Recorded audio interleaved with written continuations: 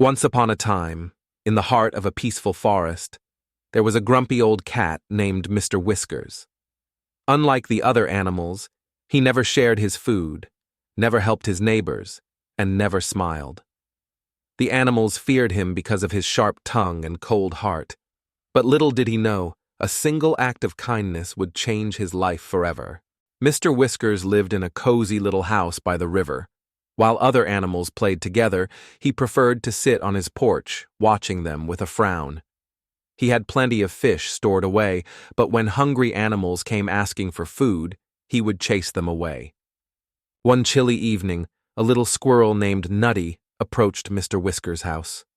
"Mr. Whiskers, may I have just one fish? I haven't eaten all day," Nutty pleaded. "Go away."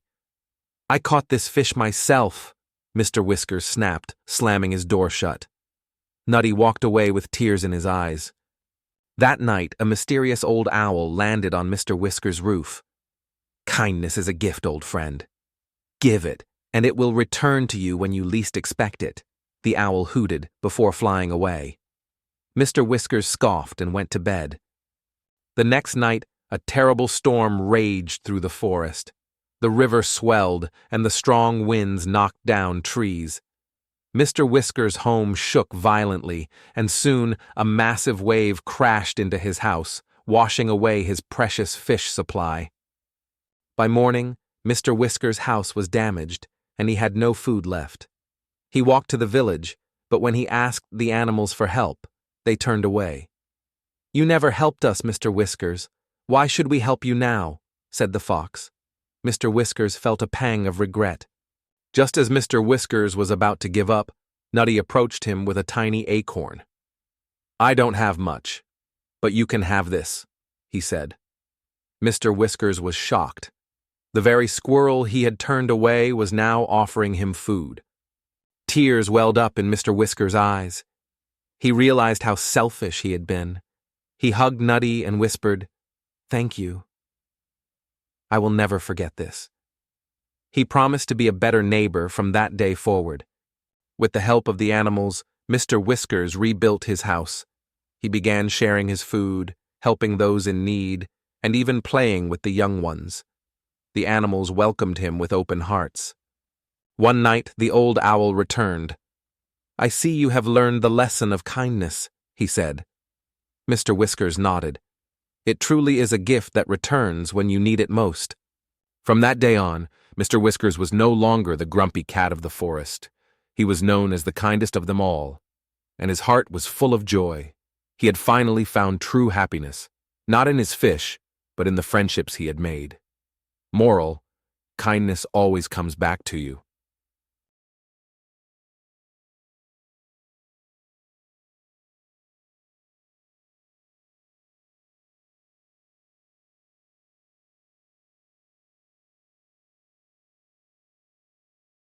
It was past midnight. The room was dark, except for the cold blue glow of a phone screen. Ryan lay in bed, eyes locked on his phone, scrolling mindlessly. He had promised himself he'd sleep early, but just one more video, one more game, had kept him up. Suddenly the screen flickered. The video froze. Then, phone, whispering, "Ryan, stop staring at me, or you'll regret it." Ryan jolted upright, heart pounding. He stared at the screen, confused. Was this a joke? A glitch? He laughed nervously and shook his head. Ryan, chuckling nervously. Weird bug, whatever. He shrugged and kept scrolling, but the phone's glow seemed darker, watching him. The next morning, Ryan sat in class, pretending to listen. His hands were under the desk, phone in his lap. Another game. Another level. His teacher called his name once, twice. Teacher. "Ryan! Pay attention!" He snapped his head up, eyes red from lack of sleep. Ryan, muttering, "Just one more. Just one more level." At lunch, his friends chatted, laughed. Ryan, still glued to the screen. Friend, "Dude, you're obsessed. It's like that thing owns you." Ryan barely heard them. He didn't see the concerned looks. He didn't notice the screen flickering again. He shrugged and kept scrolling. but the phone's glow seemed darker, watching him. That night he lay in bed, playing as usual. But this time something changed. His fingers felt stuck. He tried to pull them away, but they wouldn't move. Ryan panicked. What's happening? The screen dimmed. Then a voice, low, whispering, chilling. Phone. I warned you, Ryan. Put me down. Ryan's heart pounded. He threw the phone onto his desk, gasping for air.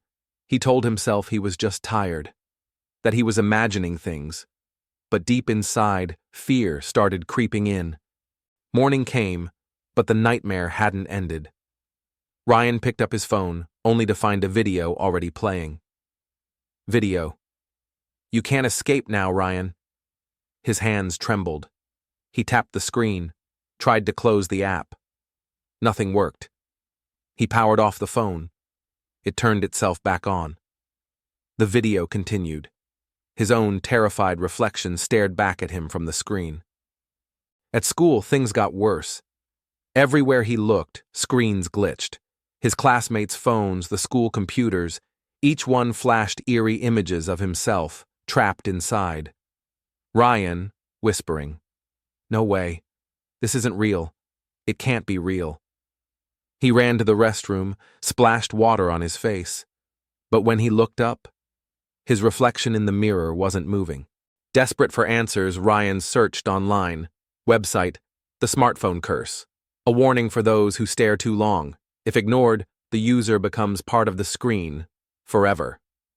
His throat went dry. He looked at his phone. This time, he saw something truly terrifying. His own reflection inside the screen, banging, screaming, trying to escape. That night, the phone spoke again. The voice was no longer a whisper. It was loud, commanding. Phone. Ryan, you've spent too much time with me. Now I own you. The screen glowed a blinding red. The room shook. Ryan tried to throw the phone away, but it flew back into his hands, burning hot. He screamed, heart pounding. Ryan ran outside, clutching his cursed device. He dug a hole in the backyard, desperate to bury it, to make it stop. But just as he tossed the phone into the dirt, his smartwatch vibrated. Watch, whispering, "You can't run." Ryan froze. The curse had spread. Ryan had only one choice. He grabbed a hammer and raised it high. Ryan shouting, "You won't control me anymore!" With all his strength, he smashed the phone. The screen shattered, sending out a ghostly wail. A shadowy mist seeped from the broken device, twisting, screeching, then vanishing into nothingness. It was over. Days later, Ryan sat on a park bench. No phone, no screens, just a book in his hands, a peaceful smile on his face. A kid walked by, holding a glowing phone.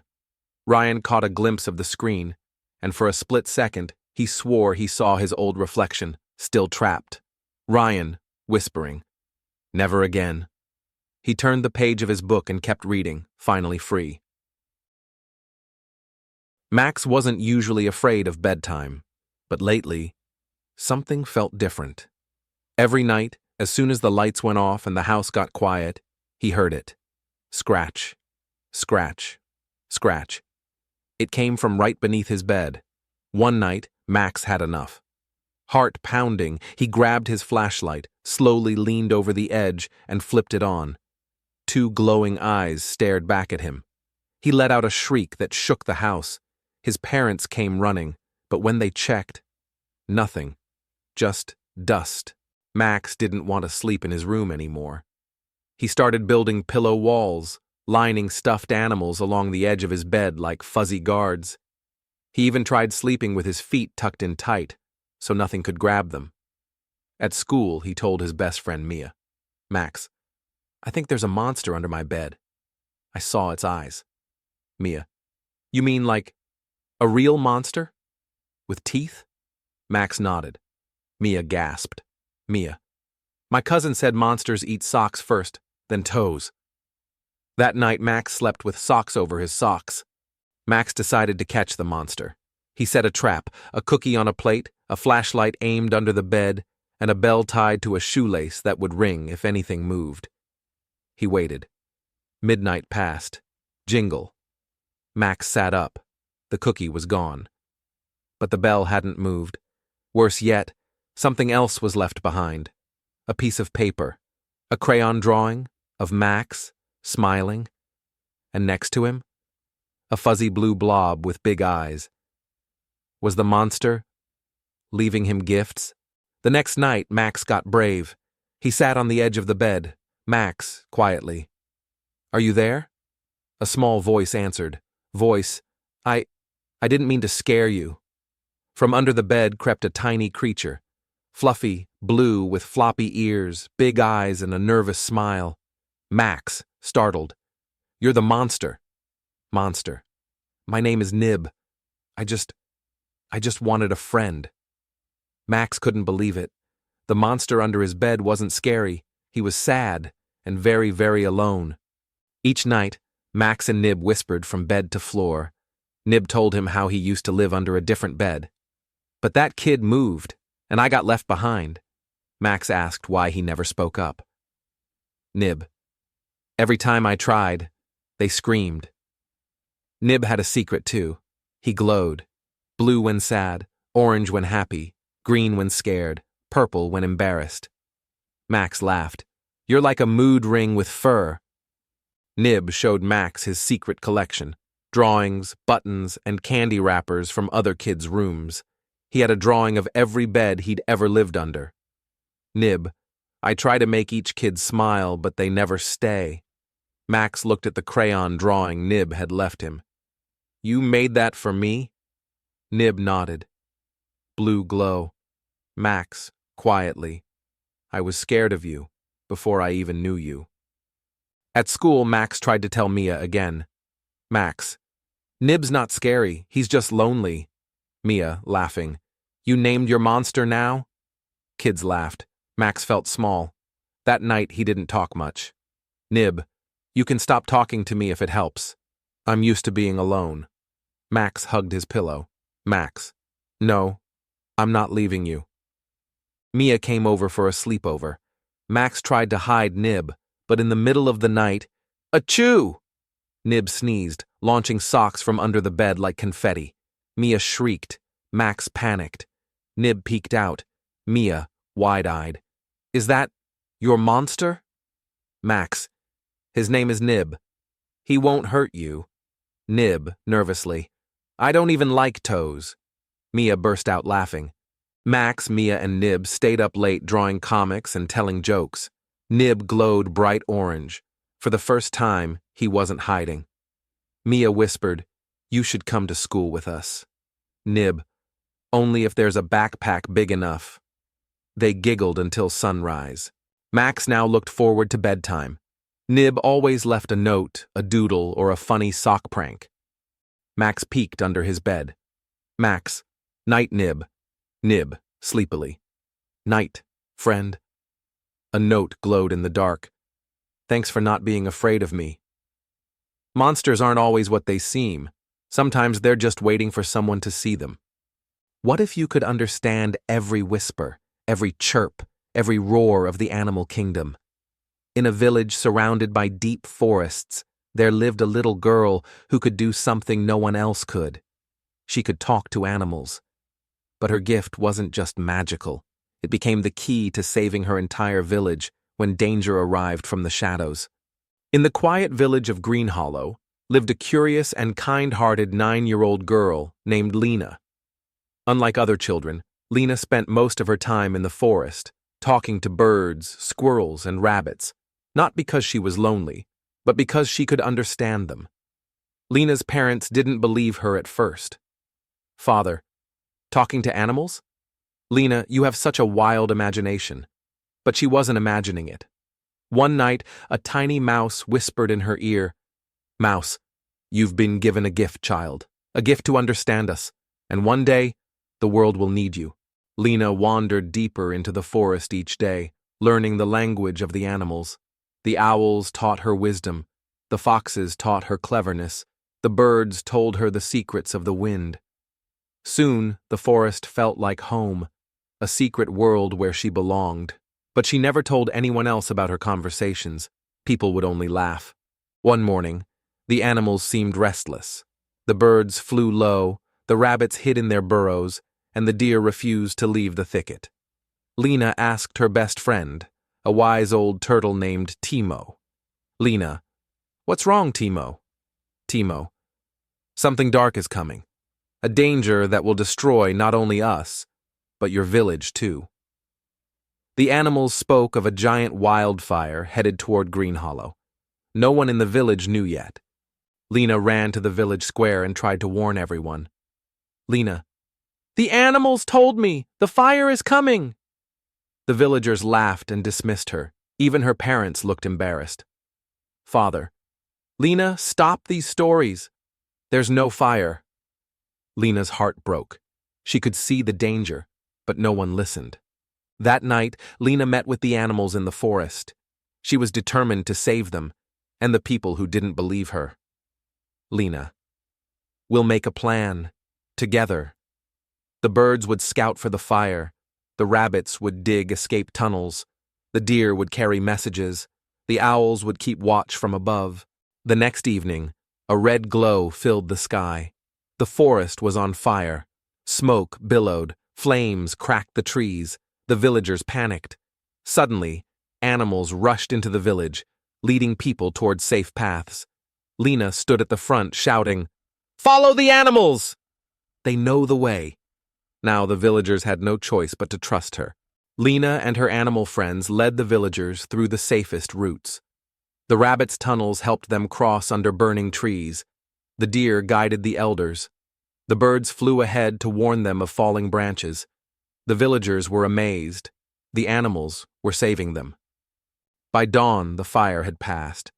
The village was saved, thanks to Lena and the animals. The villagers stood in silence, realizing everything Lena had said was true.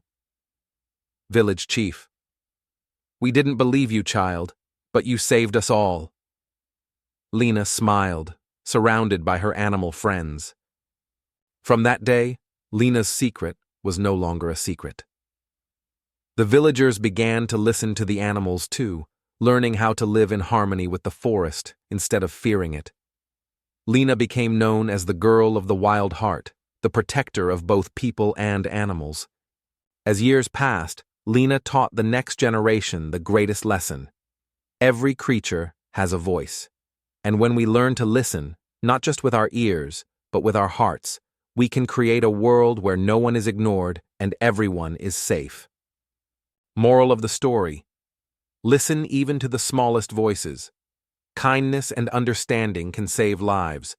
Nature and humans can live in harmony if we choose to listen. Every kid in class carried books, snacks, and maybe a toy or two. But Liam? He carried something much heavier. As he walked through the school hallway, kids stared. His backpack bulged and groaned with every step. It squeaked. It hissed. Backpack, whispers, "Don't mess up today. They're all watching." Liam, nervously, "Shh." Emma, "Is your bag talking?" This wasn't an ordinary backpack. It was filled with invisible things: fear, shame, stress, secrets. And soon, Liam would learn, if you don't let them out, they'll take over everything.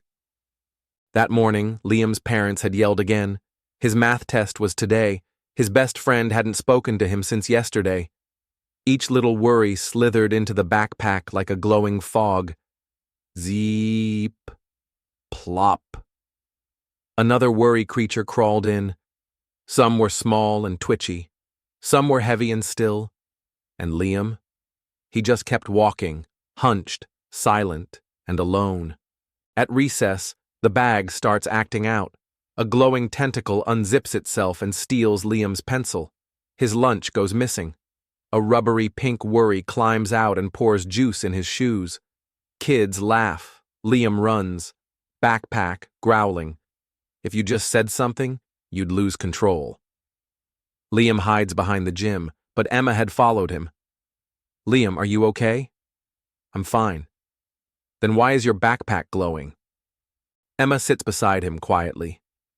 "You know, I used to carry one too." She opens her own small backpack. One tiny blue worry pops its head out, blinks, then hides again. Mine's called doubt. She shows up when I feel like I'm not enough. Liam stares.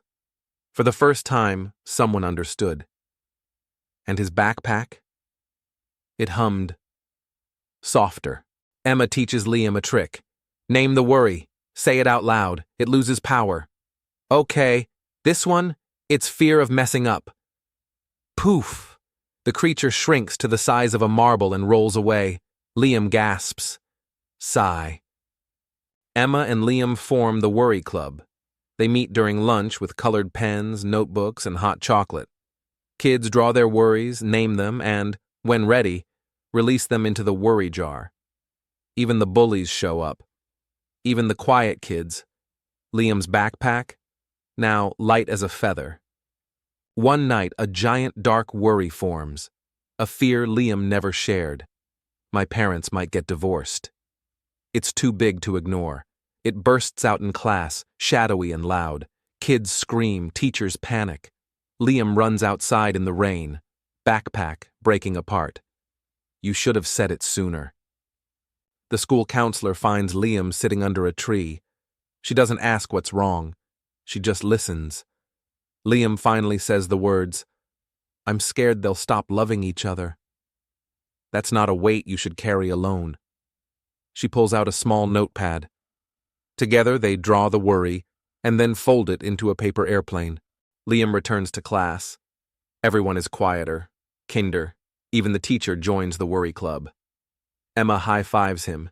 He smiles, not the forced kind. A real one. His backpack? Normal. No zippers twitching, no whispering fog. Liam helps a younger boy struggling with a big bulging bag. Want to sit with us at lunch? You can bring your backpack too. Because when you speak your truth, you shrink your fears. And when you listen to someone else's, you help them breathe again. The school hallway is frozen in silence. The lunch bell should have rung 5 minutes ago, but it hasn't. Kids are stuck mid-step. A teacher's hand hovers in the air, chalk halfway to the board. The only person moving is Arlo. Arlo, a 10-year-old boy with messy brown hair and constantly tapping fingers, looks around with wide eyes. His mouth opens, but no words come out. He runs down the hallway, pushing past a classmate mid-yawn. He waves his hand in front of the janitor's face. Nothing. Arlo whispers to himself, "What's going on? Why am I the only one moving?" A low, echoing tick, tick, tick fills the air, though no clocks are visible. Arlo's eyes widen. Flashback to that morning. Arlo's tapping his spoon as his mom packs his lunch. Mom, "Just a second, Arlo." Arlo, "Ugh, do you have to take forever?" He grabs the lunchbox before she's done and bolts. At school, he fidgets through reading time, taps during music, sighs in the lunch line. He's fast at everything, but not good at anything that requires patience. He even blurts out answers before his teacher finishes questions, losing points in class. Classmate, "Why are you always rushing?" Arlo, "Because slow is boring." But the world doesn't always move at his speed. Eyes widen. On his walk home, Arlo takes a new shortcut through a quiet alley and spots a strange, old-fashioned building wedged between two stores. The Keeper of Time, open sometimes. Inside, clocks. Hundreds, all ticking in different rhythms, some with no hands, others with hourglasses beside them, a dusty smell and an eerie tick-tock echo. Old man, timekeeper. "Ah, young man, you seem to be in a rush." Arlo, annoyed. "Yeah, because I've got places to be." "Careful. The world doesn't always care where you want to go, only how you get there." Arlo spots a golden pocket clock. It's beautiful and oddly quiet. A note below reads, "Do not rush this clock." Of course. Arlo grabs it. Arlo's fingers slip as he fiddles with the golden clock and, crack, the glass cover chips. Suddenly, silence. He runs outside. A car mid-honk is stuck. A dog frozen in mid-jump. Wind is frozen in the trees. The world has stopped. only Arlo is left moving. Arlo, no way! I broke time? At first, it's fun. He eats candy without paying, draws mustaches on posters, throws a paper airplane that just hovers. But soon, he starts to panic. Arlo, okay, fun's over. Time can start now. Hello? Anyone? Days seem to pass. He can't tell how long. He tries to wake people up, shakes them, shouts. Nothing. He visits his best friend Sam's house, frozen mid-game. His dog, Pixel, won't wag his tail. His mom, still in the kitchen, doesn't blink. The silence becomes heavy. Arlo starts journaling in a notebook just to talk to someone. He wonders if this is what he gets for being impatient. Arlo, writing, maybe time gave up on me because I never respected it. Back in the alley, the clock shop is glowing gold. Arlo enters, trembling. The timekeeper stands by a ticking wall, his eyes soft but firm. You've felt what the world is like without time. But do you understand why it stopped for you? Arlo, I broke the clock. No, you broke time by rushing past what matters. He hands Arlo a sand hourglass. To fix it, you must return moments to those who lost them. Not quickly, not for reward, just because they matter. Arlo begins his journey of patience and repair. He visits his mom and gently ties her shoelaces. At school, he sets up a book for his classmate who needed help. He feeds his frozen dog and brushes his fur. Each act causes a flicker in the world. A petal moves, a breeze flows, a light turns on. The more patient he is, the more the world stirs. He realizes these moments were always there. He just never saw them. Arlo returns to the shop. The golden pocket clock floats above the pedestal. He places the hourglass beside it. One last grain of sand falls. Tick. Suddenly, a blast of light. He covers his eyes. The hallway bell rings. Kids move. Teachers speak. A dog barks outside. Everything is back, except Arlo's perspective. He walks slowly. He listens. He smiles. The moment he used to rush is now his favorite part of the day. Arlo, I didn't just fix time. Time fixed me. Later, Arlo finds the golden pocket clock in his backpack. It ticks normally now. No one remembers the time stop, only Arlo. At school, he waits his turn. He helps a student drop her books. He reads every page of his book. The camera zooms in on the golden watch, ticking gently in his pocket. What happens when a trickster's lies finally catch up with him? In a deep forest, a clever fox made a habit of fooling his friends with lies. But when danger came, he needed their help and discovered the painful truth about what it means to lose trust forever. Deep in the evergreen forest, there lived a sly and cunning fox named Felix. Felix was known far and wide for his wit, but there was one problem. He loved to lie. He tricked the other animals just for fun, and every time he got away with it, he laughed to himself. One day, he ran up to the rabbit warren, panting heavily. Felix, run, run! A wolf is coming. He's right behind me. Terrified, the rabbits scurried into their burrows. Felix laughed as he walked away, his tail swishing behind him. Felix, grinning. Fools, there was no wolf. Little did he know, his lies would soon come back to haunt him. A week later, Felix saw Sammy the squirrel gathering nuts. Felix, Sammy, don't you know? A terrible storm is coming tonight. If you don't move your nuts to the old oak tree, they'll all be washed away. Panicked, Sammy spent the whole day moving his nuts, only to realize there was no storm at all. When he confronted Felix, the fox just laughed. Felix, it was just a joke. You should have seen your face. Sammy frowned. Felix, one day no one will believe you when it matters. Felix shrugged. As if that'll ever happen. Felix wasn't done. He found Daisy the deer near the river. Felix, Daisy, I heard the hunter's traps are near the meadow. You should stay away. Daisy, fearing for her life, avoided the meadow for days. When she finally checked, she saw no traps and realized Felix had lied. Daisy, angrily, Felix, you're nothing but a liar. One day you'll regret this. Felix simply chuckled and walked away. One evening, as the sun dipped behind the hills, Felix heard the crunch of twigs behind him. When he turned, his heart stopped. A real wolf was creeping toward him. Felix bolted toward the rabbit warren, shouting in terror. Felix, "Help! Help! A wolf is chasing me! It's real this time!" But the rabbits, remembering his tricks, stayed hidden. Rabbit 1, "It's just another one of his lies." Rabbit 2, "Don't fall for it. He'll laugh at us again."